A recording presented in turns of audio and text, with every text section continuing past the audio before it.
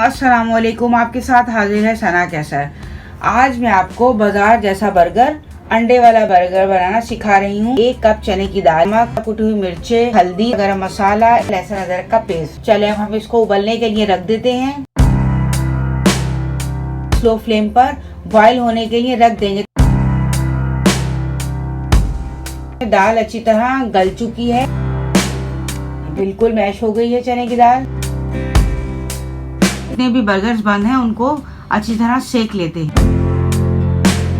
अब हम इन हाथों की मदद से हम कबाब बनाएंगे और फिर जो हमें इसमें चीजें चाहिए, मायोनीज, केचप, गाजर है, बंद गोभी है, प्याज है, टमाटर है, रायता है और मैंने एक अंडा फेंट के रख लिया।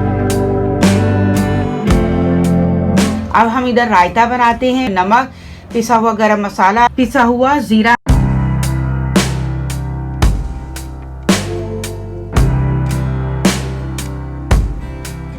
उम्मीद है मेरी रेसिपी आपको पसंद आई होगी। मेरी रेसिपी आपको पसंद आई तो प्लीज इसको लाइक, शेयर और सब्सक्राइब कीजिए।